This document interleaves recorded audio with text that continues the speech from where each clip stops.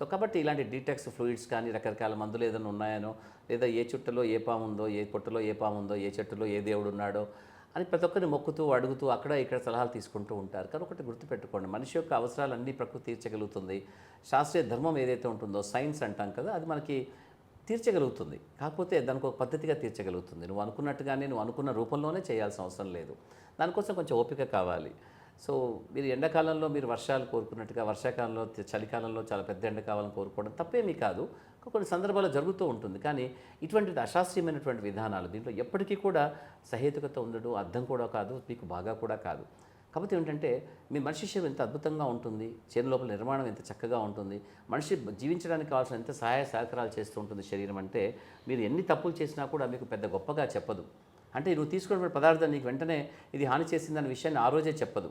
ఏదో నోట్లో వేసుకోగానే వెంటనే వామిటింగ్ అయిపోయినట్టుగానో, లేకపోతే మర్నాడే డయేరియా రావడమో, లేకపోతే మర్నాడే కిడ్నీ పాడైపోవడం, అలాంటివన్నీ జరగవు. ఈ డిటాక్స్ అంటూ ఇదే కాదు, అంటే నాకు పెద్దగా వాటి గురించి తెలియదు. కానీ అనేక పదార్థాలు అనుకుందాం, మీరు చెట్ల మందులు, పుట్ల మందులు, రకరకాల ప్రత్యామ్నాయ వైద్య విధానాల్లో వచ్చే మందులే కాదు, అల్లోపతిలో వేసుకునే రకరకాల మందుల్లో కూడా కొన్ని కిడ్నీకి హాని చేయగలుగుతాయి. సో కాబట్టి ఏదైనా అనవసరంగా నోట్లోకి వెళ్ళకూడదు. ఏ నోట్లోకి వెళ్ళినా మనం దానికి జవాబుదారి మనమే అవుతాం. ముఖ్యంగా ఆహార రూపంలో, పదార్థాల రూపంలో, మందుల రూపంలో ఏదైతే మనం లోపలికి పంపించేస్తున్నామో అవి చేసే విధ్వంసాన్ని గుర్తించడం మనకంత శక్తియుక్తులు మనకంత ఉండవు. సో సాధారణంగా చాలామంది అమాయకంగా అలా చేస్తూ ఉంటారు. కొన్ని సంవత్సరాల్లో పాడవలసిన కిడ్నీని కొంచెం నెలలో పాడు చేసుకొని, రోజులో పాడు చేసుకొని వస్తూ ఉంటారు. ఇది మేము చూస్తూ ఉంటాం. మేము వాళ్ళని ఆపడానికంటూ ఉండదు.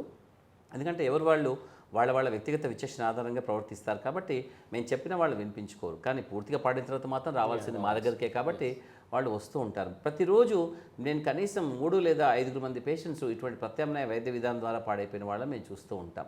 అంటే చూడండి ఎంత చాలా బలీయమైనటువంటి కోరిక మనిషిలో ఉందో ఏదో పద్ధతిలో బాగా ఇవ్వాలని. ఇలా చెప్పడం మీరు అన్నట్టుగా రీల్స్లో కానీ యూట్యూబ్స్లో కానీ చెప్పడం కూడా ప్రజలకు బాగా నచ్చుతుంది. ఎందుకంటే మనిషికి పురాణం కంటే కూడా పుకిటి పురాణాలు బాగా నచ్చుతారు. అలా పుకిటి పురాణాలు చెప్పే వాళ్ళకి చాలా ఎక్కువ ప్రాచుర్యము, ప్రాశస్త్యము లభిస్తూ ఉంటాయి. కాబట్టి వాళ్ళు చాలా చెప్పుకుంటూ పోతారు, ప్రజలు వింటూ ఉంటారు, విన్నవాళ్ళు కొంతమంది పాటించగలుగుతారు. సో మంచి చాలామంది పాటించడం కష్టం. కాబట్టి ఏదైనా పాటించడం కష్టమే అవుతుంది, వేరే వాళ్ళు చెప్పింది. మళ్ళీ వ్యక్తిగత విచక్షణే ఉంటుంది అక్కడ. సో కొంతమంది పాటిస్తూ ఉంటారు నిజాయితీగా, అటువంటి వాళ్ళు పాడైపోతారు. అందుకే మంచికి చెడుకున్న విశ్లేషణ కొన్ని సందర్భాల్లో చాలామందికి సాధ్యం కాదు. ఎందుకంటే వాటి రెంటి మధ్య ఉన్న సరిహద్దు చాలా సున్నితంగా, కష్టంగా ఉంటుంది, గుర్తుపట్టేంత సులభం కాదు.